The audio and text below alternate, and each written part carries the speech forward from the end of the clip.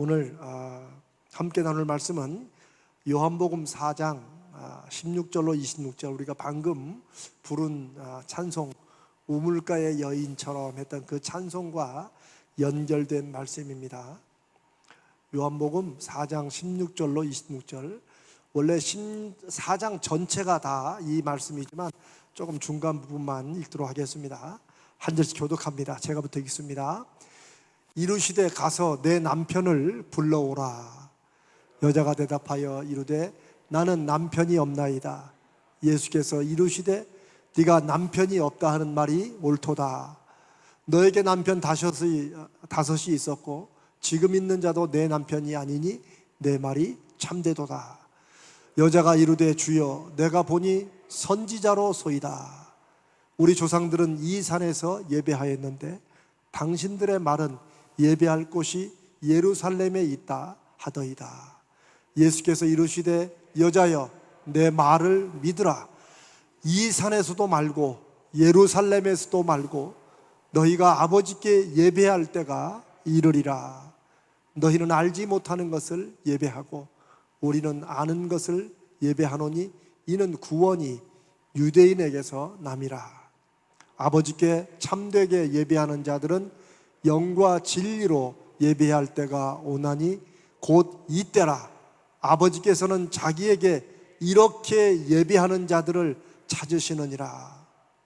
하나님은 영이시니 예배하는 자가 영과 진리로 예배할지니라.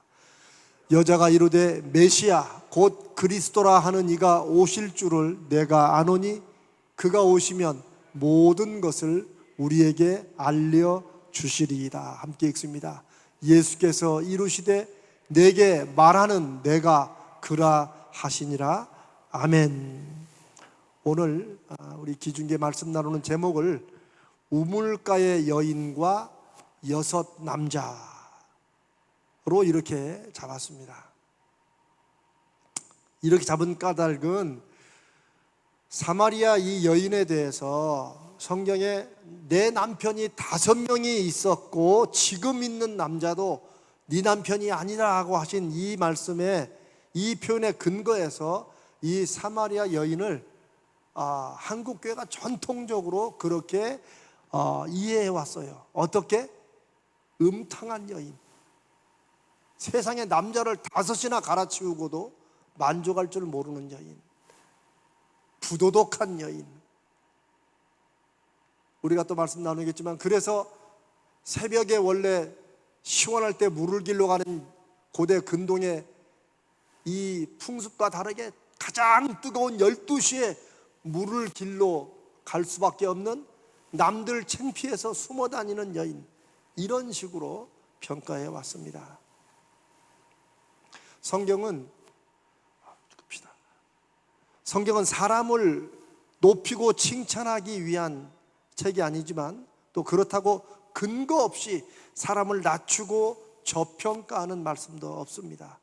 분명히 그럴 만한 이유가 있고 그 이유를 우리는 성경의 앞뒤 문맥에서, 그리고 특별히 오늘 읽은 이 말씀은 문맥을 아무리 읽어도 그 여인을 그렇게 보는 게 맞는 것처럼 보여요. 그러나 이런 경우는 당시 고대 근동의 문화를 그리고 그들의 소위 종교적인 관습, 이런 거를 함께 참고해야지만 이 여자를 엉뚱하게 잘못 이해하지 않습니다. 자, 오늘 우리가 마침 또 정 목사님이 우물가의 여인처럼 했어요. 우물가의 여인처럼 난 구했네. 헛된 것들. 물론 거기까지만 따지면 이 여인도 예수님이 주시는 그 생수를 자기가 일상생활에서 물 길러 오기 귀찮으니까 그 물을 달라고 했기 때문에 잘못 알았죠. 그러니까 헛된 것을 구한 건 맞아요. 그러나 이제 꼭 이런 찬송의 가사가 문제가 아니라 이런 것과 비슷하게 한국교회 성도들은 이 여인이 음탕하고 부도덕하고 막 이런 여인처럼 생각을 합니다. 그런데 사실은 한국교회와 성도들이 잘못 알고 있는 것과는 다른 여인입니다. 우리가 이제 다음 주까지 이 말씀을 나눌 건데, 이 여인은 예수 그리스도를 믿는 어쩌면 그 신앙 공동체라고, 많은 학자들이 신앙 공동체라고 하는 그 공동체의 첫 주인공인 여자가 됩니다. 왜냐하면 이 여인이 예수님을 만나서, 메시아를 만나서 어떻게 보면 회심한 다음에 거의 온 동네가 예수를 믿는 엄청난 사건이 일어났기 때문에 그래요. 이 여인이 가서 전도를 한 거예요. 우리는 이 부분은 잘 기억이 안 나죠. 우물가의 여인 하면은 남편 5만 기억이 나죠. 남편이 5명이었고 지금 있는 남편도, 남자도 남편이 아닌 동거하는 그런 여자. 그러나 이 여인도 그렇다고 해서 제가 무슨 이 여인이 막 엄청 훌륭하고 신앙의 모범이다라고 드리는 말씀이 아니에요. 이 여인도 그저 다른 사람 같은 정도의 죄성을 가진 그런 여자예요. 그러나 특별히 부도덕하고 음란하고 음탕하고 이런 여인이 결코 아니라는 거예요. 이 여인이 아까도 말했지만 스스로 남들 보기에 창피해서 뜨거운 6시면 한참 12시예요. 그 뜨거운 시간에 남몰래 우물을 길러오는 그런 여인이 아닙니다. 여러분 그거 아세요? 남편을 정말 5명이나 여자가 살다가 마음에 들어서 차고 갈아치고 이런 여자라면, 이렇게 막 나가는 여자라면 남들 시선을 인식을 하고 조금 이렇게 무서워할까요? 안 할까요? 여러분은 그런 걸 처음 겪으니까 근데 사실 일반적으로도 정말 이 여자가 남자 딱 봐도 마음에 들면 탁 갈아치우고 5명, 6명 막 갈아치우는 이런 여자라면 남들 시선 의식 안 합니다. 한두 번이야? 그런데 이 여인이 남들하고 부딪히지 않으려고 한 12시에 물을 길러 오는 것은 스스로 부끄러워서가 아니라 남들을 피해 주는 거예요. 또 어차피 같이 가봐야 다른 사람들이, 우리 한국 성도들이 오해하는 것처럼 그런 눈으로 볼 것이기 때문에 그것도 싫고 너무 눌리니까 스스로 피해 다니는 그런 것임을 알 수 있습니다. 이 여인이 자기가 한 행동이 부끄럽고 수치스러워서가 아니라 다른 사람이 이해 못하고 오해하는 아픔과 버림을 받은 피해자라는 것을 우리가 생각해 봐야 됩니다. 왜요? 모세 율법과 거기서부터 유대인들이 모세 율법을 그대로 지켰냐면 그렇지 않아요. 수천 년간 믿어오면서 자기들 나름대로 유명한 랍비들에 의해서 해석한 것을 더 많이 믿었어요. 그게 미슈나라고 하고 탈무드 하고 이렇게 믿은 거예요. 그렇게 하다 보니까 어떤 유명한 랍비가 그 구절을 해석하면 거기에 또 해석이 붙고 해가 쭉 내려오니까 나중에는 그 말씀과 비슷하겠어요? 동떨어지겠어요? 동떨어지는 게 많은 거예요. 이게 소위 인간의 전통으로 신앙을 세워가면 그렇게 될 수밖에 없어요. 좋은 예가, 전에 한번 우리가 그 교회에서 이렇게 일정한 그 노끈 같은 걸 이렇게 끊은 적이 있어요. 자, 처음에 노끈을 1m를 끊어놓고 이거를 재니까 요거를 딱 재고, 그 다음에 처음 쟀던 거 빼고 그 다음 걸로 또 재고 또 놓고 이렇게 계속해서 이렇게 바꾸면 나중에 이 노끈이 1m가 맞을까요? 안 맞을까요? 절대 당연히 안 맞습니다. 지혜로운 권사님도 알아요. 목사님 그렇게 하면 안 돼. 처음 걸로 재야 돼. 처음 걸로 계속 재야 두 번째 게 한 3mm 모자라도 또 세 번째 것도 요걸로 재면 또 2mm 이렇게 되지. 처음 걸로 잰 다음에 처음 거 버리고 두 번째 걸로 그 다음 거 재고 두 번째 거 버리고 세 번째 걸로 그 다음 재고 이렇게 되면은 계속해서 조금 틀린 게 나중에는 완전히 차이 나는 것과 똑같아요. 왜 제가 이런 말씀을 드리느냐? 모세 율법에 의하면 이혼할 수 있는 권한이 누구에게 있어요? 남편에게 있어요? 아내에게 있어요? 온전히 남편에게 있어요. 100% 남편에게 있었어요. 이혼의 사유도 굳이 묻지 않았어요. 이거를 어떻게 알 수 있느냐? 예수님이 그렇게 말씀하셨어요. 마태복음 5장 31절에 예수님이 너희가 이렇게 모세율법에 들었지만 나는 이렇게 말한다. 아주 유명한 구절이에요. 너희가 이렇게 들었지만, 이렇게 듣고서 그것 따라 산다고 하지만 그거 다 틀렸다는 거예요. 나는 이렇게 말한다고 하신 구절들이 쭉 있어요. 너희가 살인하지 말라 들었지만 쭉 나오는 이런 구절 중에 하나가, 예수님이 너희가 모세율법에 아내를 버리려거든 이혼 증서를 줄 것이라고 들었지만, 즉 예수님 보시기에 당시 유대인들이 어땠다는 거예요? 이혼 증서만 써주면 돼. 거기에 이유가 붙었어요, 안 붙었어요? 안 붙었어요. 무슨 말이냐면, 남자들이 당시에 별별 이유를 다 대고도 여자를 버릴 수 있었어요. 모세율법에. 다만 뭐만 주면 돼? 나 이 여자하고 이혼한다. 이 여자는 나하고 살다가 이혼했다. 그러니까 혼자 떨어진 게 아니고, 혼자 바람나 도망간 게 아니고 내가 이혼한 것이다. 이렇게 해서 여자가 마치 남자를 갈아치운다는 이런 오해를 받지 않는 최소한의 보장을 뭘로 하는 거예요? 이혼 증서로 하는 거예요. 그러니 남자들은, 특별히 나쁜 놈들은 살판 난 거야. 살판 난 거야. 우리나라도 멀리 100년 200년에 7거지 악이라고 있었죠.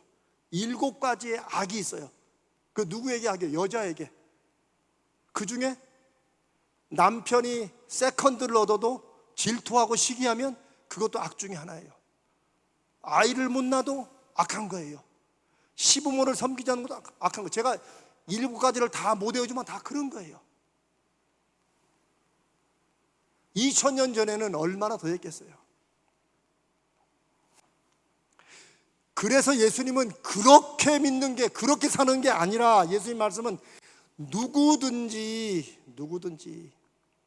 나는 되게 말하지만 누구든지 음행한 이유 없이, 즉 여자가 딴 남자고 바람 피워가지고 그것이 걸린 거 외에 아내를 버리면 그 버린 사람도 간음하는 것이다. 그 남자들이 깜짝 놀랐죠. 아니 무슨 말이야 이게.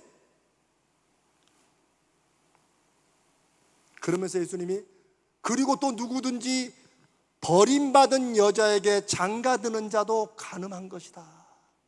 이거는 남자들이 당시에 2000년에 남자들이 유대 사회에서 자기 아내들을 그냥 버리고, 그 왜 버리겠어요? 다른 여자를 찾으려고 버리는 거예요. 예수님이 그 말씀을 지금 하시는 거예요. 그러니까 예수님이 드러내고 말씀하지 않으시지만, 다른 여자들을 찾으려고 아내를 버리고 다른 여자는 누구예요? 이혼한 여자예요. 이혼당한 여자. 그렇게 버림받은 여자들 중에 그들에게 또 결혼하면 뭐예요? 그게 간음하는 것이라, 음행하는 것이라고 예수님 말씀하신 거예요. 당시에, 예수님 당시에 이런 게, 모세 율법을 지킨다는 그 말도 안 되는 그거 하나 가지고 남자들이 그렇게 살았어요. 그러니 남자들은 재혼, 삼혼, 사혼한 거예요. 그러면 이런 당시의 관습과 예수님의 말씀을 통해 우리가 알 수 있는 사실은 뭐예요? 이 사마리아 여인은 남자를 갈아치운 여자가 아니라 남편들에게 계속해서 버림을 받은 거예요. 이거는 뭐 좀 불필요한 상상이지만 그나마도 좀 인물이 있었는지, 요즘 남자들이 10대가 좋아하는 이상형 뭔지 아세요? 예쁜 여자. 20대는 예쁜 여자. 30, 40, 50, 60, 70, 80대 남자들이 이상형에 꼽는 여자는 예쁜 여자라고 하더라고요. 우리가 웃지만 씁쓸해요.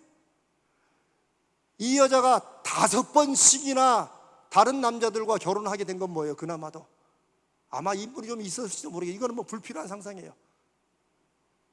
그러면 앞서 결혼했던 5 남자들은 뭐예요? 남편이었지만 그나마 얼굴 반해가지고 했다가 또 버리는 거예요. 마음에 안 드니까. 또 다른 여자 생겨서.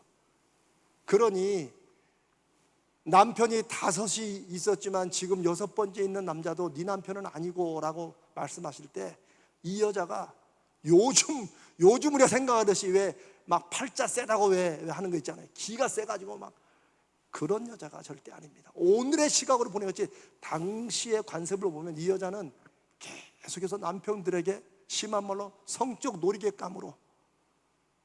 그러면 이제 다른 질문으로, 아이 그럼 그 여자 결혼 안 하면 되지 않느냐. 그런데 그렇게 안 할 수가 없었어요. 왜? 경제력이 없어요. 남편에게 이혼을 당하면, 여러분 우리 몇십 년 전에도 그랬어요. 이혼 당하면은 먹고 살 길이 없어요. 요즘에 어떤 여자분들은 뭐 오히려 그냥 남편이 하도 능력 없으니까 그냥 갈아친다는 말도 들었지만, 우리 한국에 50년 전에도 그랬었어요. 이 여자도 그나마도 또 재혼 삼혼 하지 않으면 먹고 살 길이 없으니까, 그러니까 얼마나 마음속에 자존감이 떨어지겠어요. 내가 이러고 살아야 되나 하는 마음이 어찌 안 들었겠어요. 지금 있는 남자도 왜 남편이 아니에요? 얘도 지금 동거를 하면서 얘를 결혼을 해줄까? 왜? 결혼하면은 아내의 부양의 책임이 생기기 때문에 그래요. 그러니까 지금 있는 남자도 니네 남편이 아니라는 말이 여자가 또 남자를 갈아치우려고 준비하는 게 아니고, 아직 그 남자에게 정식 아내로 인정을 못 받고, 그러니까 아마 살고만 있었지 아마 경제적인 뒷받침을 안 해주는 그런 남자였던 거예요. 어떻습니까 여러분?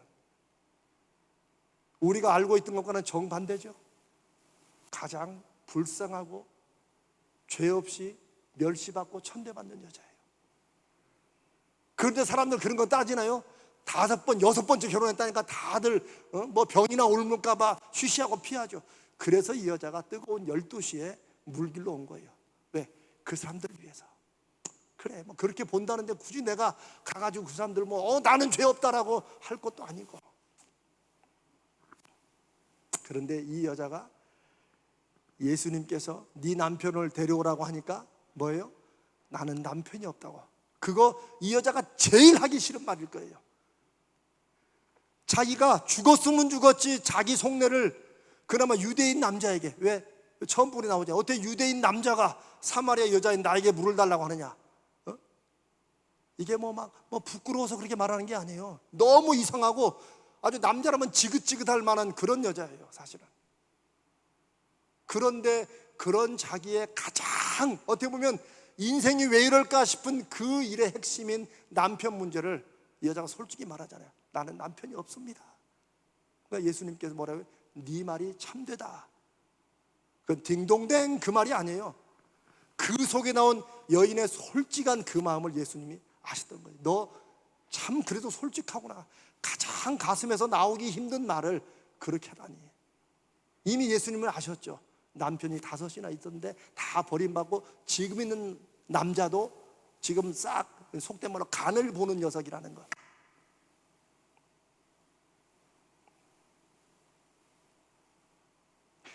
저는 이 여인이 아무런 문제 없는 그런 착하고 좋은 사람, 그런 말씀 드리는 게 아니에요.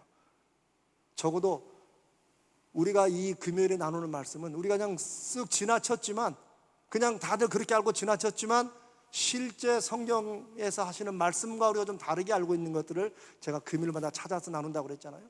어쩌면 어떤 학자 말대로 이 여인이 성경에서 가장 억울한 여인이래요. 왜? 사람들에게 가장 오해받는 여인이라는 거죠. 두 번째, 그런데도 이 여인에게 놀라운 점이 있어요. 이 여인이 하나님, 예배, 이런 거에 관심이 있었어요. 관심 정도가 아니라 의문을 가지고 있었어요. 한 주석학자는 이 여인은 신분은 미천했지만 영적인 통찰력을 가진 여인이었다라고 그렇게 기록하고 있어요. 영적인 통찰력을 가지고 있습니다. 오늘날에 비해서는 말도 안 되게 여자가 물건 취급당하던 2000년 시대에 모세 율법 가지고 모든 전권을 휘두르는 유대인 남자들에 의해서 휘둘리던 그런 시대에 이 여인이 영적인 통찰력을 가지고 있었다. 이거 참 아주 기막힌 이해입니다. 성경에 사실 구약부터 신약까지 여성들이 나오지만 사실은 신앙적이고 영적인 일에 관심이 있고 그런 걸 보여준 여자들은 많지 않습니다. 그나마도 성경에 기록된, 특별히 예수님과 함께 했던 여인들은 그런 여인들이 많았어요. 브리스길라와 아굴라, 나중에 우리가 말씀 나눌 기회가 있기를 바라지만 거기도 아내 이름이 먼저 나와요. 우리는 요즘에 미세스 앤 미스터라고 하지 아니에요. 당시에 반드시 남자 이름 나오고 여자 이름은 그냥 빼고 가는 시대인데 브리스길라라는 여자 이름이 먼저 나와요. 그 부부거든요. 그거는 적어도 성경 저자가 볼 때 이 부부에서는 브리스길라가 신앙적으로 훨씬 뛰어나고 봉사를 많이 했다는 그런 의미예요. 성경에 그런 부분들이 많아요. 이 여인은 틀림없이 이런 정도의 반열에 들어가는 그런 영적인 수준이 있었지만 사람들에게 가장 오해받는 음탕하고 부도덕하고 남편이 5이나 있었고 이런 여자로 취급되지만 사실은 그렇지 않아요. 19절에 그 남편과 관련된 얘기를 하다가 지금 있는 남편도 네 남편이 아니니 네 말이 참되다. 너 참 그래도 솔직하게 말을 하는구나 하자 이 여자가 19절에 내가 보니 선지자이군요. 선지자로 소이다. 19절에 그렇게 말하죠. 물론 이 말이 계속 자기 이 남자에게 과거 얘기 나오면 눌릴까 봐 말을 돌리는 그런 것일 수도 있습니다. 그러나 그럼에도 여러분, 말을 돌려도 어디로 무엇으로 말을 돌리느냐 하는 것도 중요하죠. 말을 돌려도 무엇으로 돌려요? 신앙적인 내용으로. 선지자라는 말은 당시에 잘 쓰는 말이 아니에요. 랍비, 많이 알고 있고 선생님이군요. 이거 하고 선지자는 뭐예요? 당시에 선지자가 세례 요한이었다가 세례 요한이 죽고 난 그 후의 일이라서 사실 선지자를 구하고 찾는 것은 당시 유대인들에게 쉽지 않은 단어예요. 그게. 그런데 이 여인은 예수님의 그런 자기의 이런 과거를 알고 딱 하는 걸로 보고 아, 선지자시군요 라고 얘기를 했다는 거예요. 그러면서 그 다음 구절에 이 여인이 질문을 하는데 그 질문이 기막힙니다. 우리가 예배 어떤 예배를 하나님이 받으시느냐 할 때 전 성경에서 우리가 오늘날 드리는 예배에 관한 가장 중요한 예수님이 하신 말씀이 어디 나와 있어요? 바로 여기에 나와 있어요. 요한복음 4장, 바로 이 여인의 질문에 대한 답변에 나와 있어요. 이 여인이 이렇게 질문합니다. 선지자시군요 하면서 바로 이어서 그러니까 당신이 선지자라면 내가 꼭 물어볼 게 있다는 거야. 그럼 보통 뭘 물어보겠어요? 우리 보통 팔자 물어보잖아요. 뭔가 좀 잘 알면 그래서 내가 이번에 어떻게 되겠어요? 안 되겠어요? 요즘에도 다 그런 거 물어봐요. 많이. 예전에는 권사님들 뭐 1월 1일 날이면 다들 또 가는 데 있다고 하는 말들이 있었는데 요즘은 제가 어디 가서 들으니까 장로님들도 많이 온다고 그러더라고요. 예전에 했던 분들이. 이제 남녀 평등이라 그런가? 이 여인의 질문은 다른 게 아니에요. 언제나 내 인생이 좀 펴질 것인가 이런 게 아니라 이 질문 보세요. 우리 조상들은 이 산에서, 구리심산이에요. 사마리아인들이 예배했던 이 산에서 예배를 해야 된다고 생각하는데 당신 유대인들은 예배할 곳이 예루살렘에 있다고 하는데 대체 우리가 진짜 예배할 곳이 어디냐? 사실 이런 구절을 제가 전에 예배관에 설교할 때 이거를 자세히 너무 시간 있어서 넘어갔지만 여러분 이게 기막힌 질문 아닙니까? 여러분은 마음속에 어떤 질문을 갖고 있어요? 여러분에게 정말 궁금한 게 뭐예요? 여러분을 향한 하나님의 뜻, 내가 인생을 살면서 하나님에서 무엇을 해야 되는가? 여러분 그런 질문, 좀 그런 의문 가져본 적 있으세요? 그런 말씀 저도 참 부끄러워요. 어떤 면에서는 왜 내 기도를 안 들어주시냐 하나님 앞에 따지는 건 많이 했지만 하나님은 나에게 무엇을 원하시는가?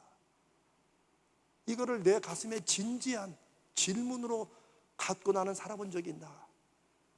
근데 이 여인은 대체 어디서 예배를 드려야지 하나님이 받으시느냐라는 그런 질문한 기막힌 그런 여인이라는 것이에요. 그런데 이것은 또한 동시에 당시에 사마리아인들과 유대인들 사이에 사이가 무척 안 좋았잖아요. 주로 유대인들이 사마리아인들을 같은 이스라엘 민족이면서도 개 취급도 안 했어요. 아주 개만도 못하게 생각했어요. 그러니 사마리아인도 같이 복수로 유대인을 싫어했어요. 무시는 당하지만 싫어했어요. 근데 이게 학자들 간의 논쟁이에요. 당시 사마리아인들 중에서 좀 학자라는 사람들과 유대인들 중에서 학자들, 랍비들끼리 논쟁이에요. 왜냐하면 저 신명기 12장에 보면 논쟁이 쭉 나오는데, 모세를 통해서 하나님이 다시 말씀해 주시기를 너희들이 저 이스라엘 땅 가나안 땅으로 들어가거든 아무 데서나 예배하지 말라는 거예요. 제가 말씀을 읽어보겠습니다. 신명기 12장 13절 14절에 너희는 삼가서 네 눈에 보이는 아무 곳에서나 번제를 드리지 말고 오직 여호와께서 택하실 그곳에서 번제를 드리라. 이 말씀들 때문에 사마리아인들 중에서 그나마 말씀을 좀 안다는 사람들과 유대인들의 학자들이 계속 싸우는 거예요. 니들 그리심산에서 아무리 예배해야 하나님이 안 만나는 거예요. 그러면 사마리아인들은 야 예루살렘이라고 그러면 되냐? 대체 어디서 예배 드리는 게 하나님이 받으실 예배냐? 물론 대다수의 유대인들, 대다수의 사마리아인들은 이런 거 관심 없었어요. 먹고 사는 데 관심이 있었지. 학자들의 논쟁인데 이 여인은 그것을 알았는지 자기에게도 대체 내가 이렇게 살아도 내가 그나마 하나님 앞에 제사하고 예배드리는 그 예배를 하나님이 받아주실지 나 그거 궁금하다. 내가 어디서 예배를 드려야 되느냐 라는 질문을 하고 있다는 것입니다.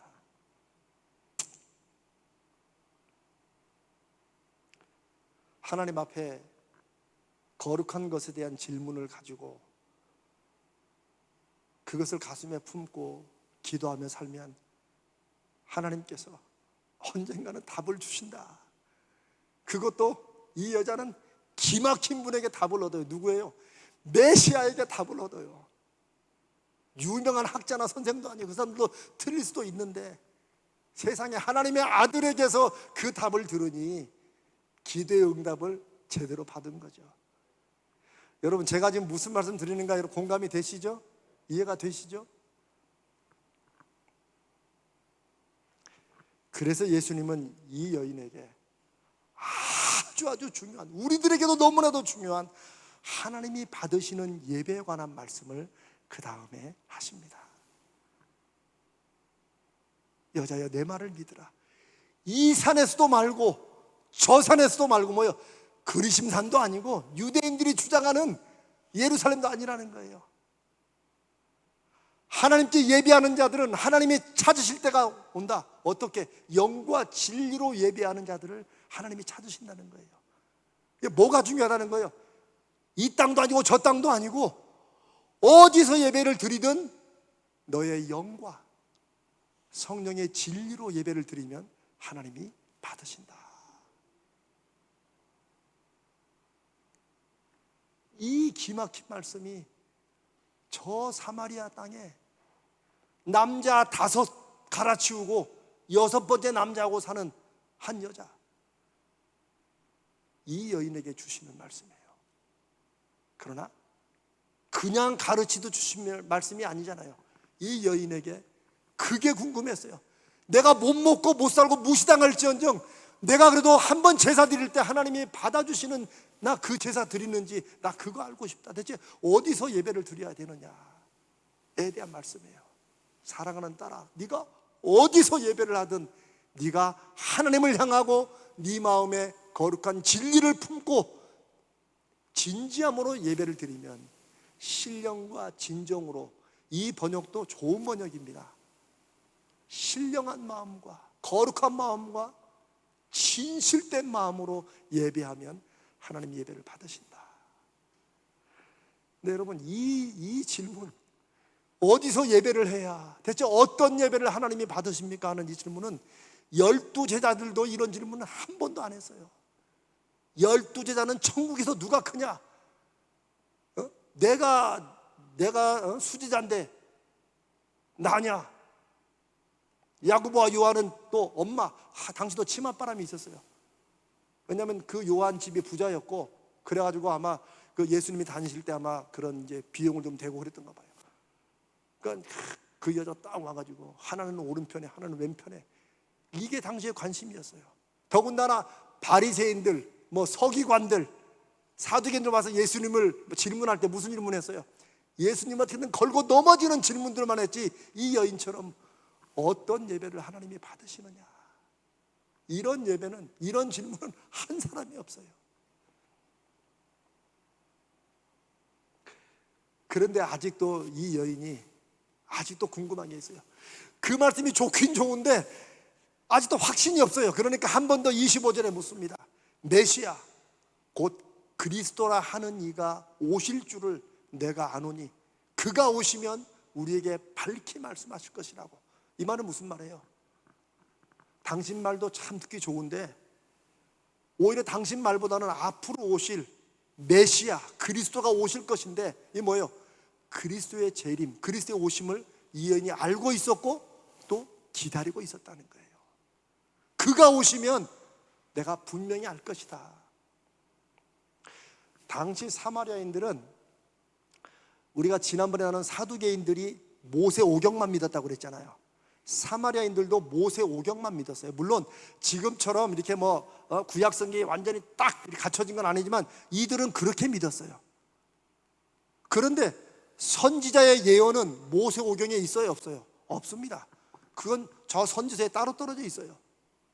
그런데 대체 나는 정말 이걸 계속 이렇게 준비하면 대체 이 여인이 대체, 어떤 학자가 영적 통찰력이 뛰어나다고 했는데 대체 어느 정도인지, 이 양반이 숨은 고수인가 이런 생각이 들 정도예요. 왜? 이 여인이 선지자들의 예언을 알고 있었던 거예요. 장차 하나님이 메시아를 보내주실 것이다.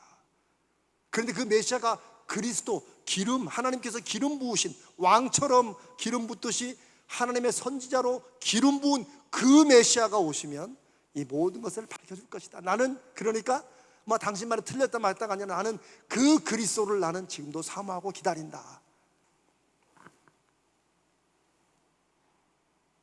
그때 예수님이 뭐라고 그러세요? 네가 말하는 그 메시아가 바로 나다. 예수님이, 여러분 신약 성경을 쭉 읽어보면, 특별히 마가, 누가, 요한복음 읽어보면 아실 거예요. 예수님이 당신을 내가 메시아다 라고 드러내놓고 하신 것이 몇 군데 없습니다. 오히려 예수님이 자꾸 말씀하시고 숨기라고 그래요. 자꾸. 왜? 우리 지난번에 나눴잖아요. 조금만 말 자기들 귀에 어긋나면 돌 던져 죽이려는 사람들 아니에요. 그런데 예수님이 이 정말 사람들의 무시받고 천대받고 사람 눈에 들어오지 않는 이 사마리아 여인에게 당신이 누군지를 드러내세요. 내가 바로 네가 기다리는 그 메시아다.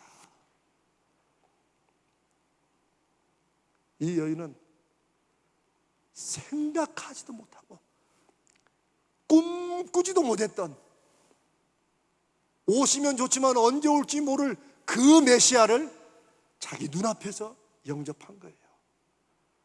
하나님의 응답을 받아도 정말 기막히게 받은 거죠. 그 다음에 일어난 일은 기대하시라 개봉박두.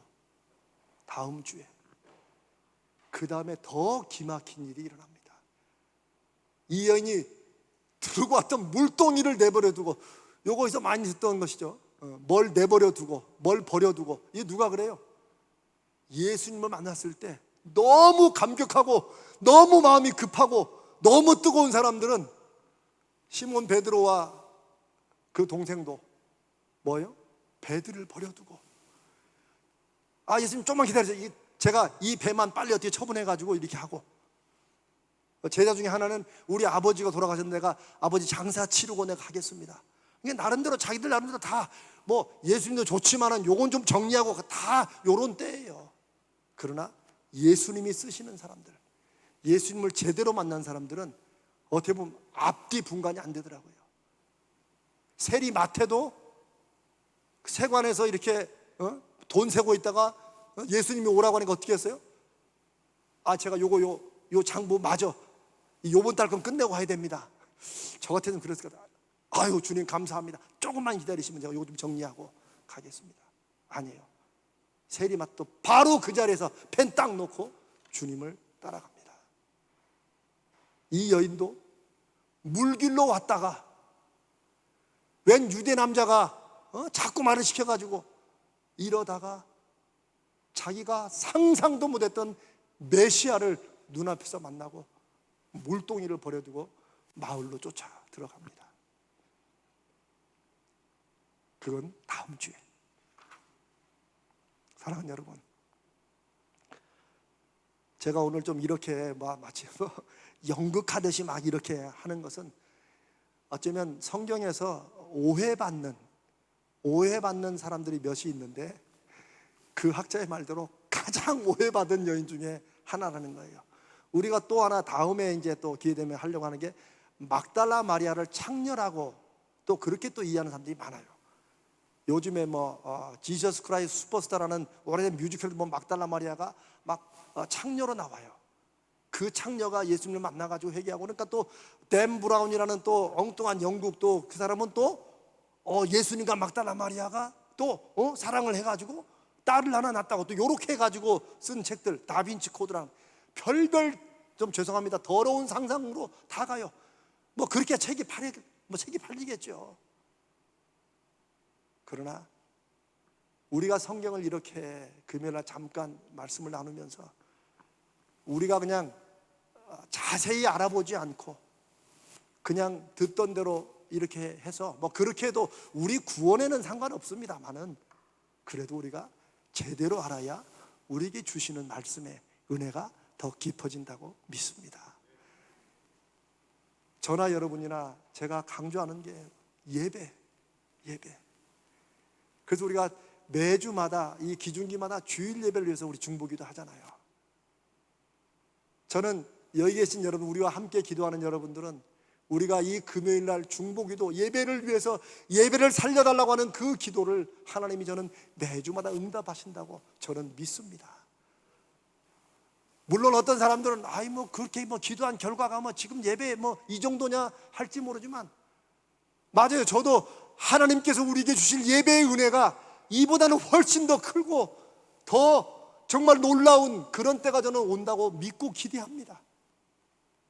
그러나 그럼에도 이렇게 우리가 금요일날 예배를 위해 기도하지 않으면 혹시라도 그보다 못할까 봐 하나님 앞에 예배를 살려주시라고 기도합니다.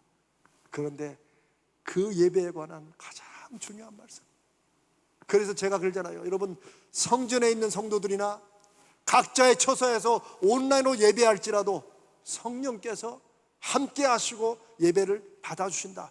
그거 제가 여러분에게 주는 말씀이 아니에요. 그거 누구 말씀이에요? 예수님의 말씀이에요.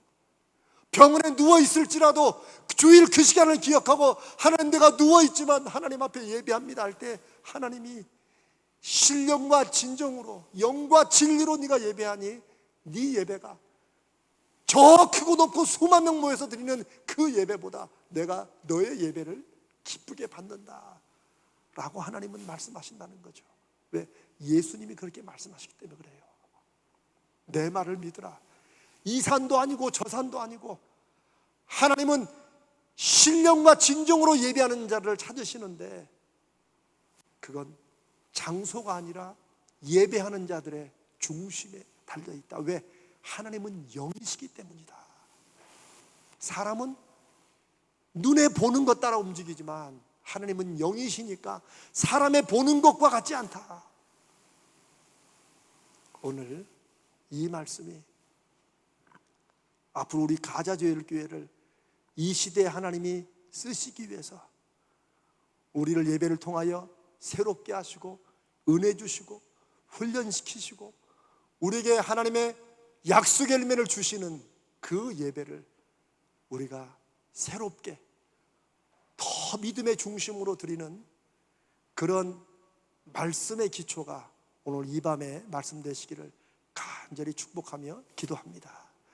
우리가 그것 때문에 기왕이면 찬송을 하나 해도, 제가 이제 조금 지나면 이제 여러분에게 다 손가락에서 막 박수 치라고 할 거예요. 막 그러고 싶은 때가 있어요.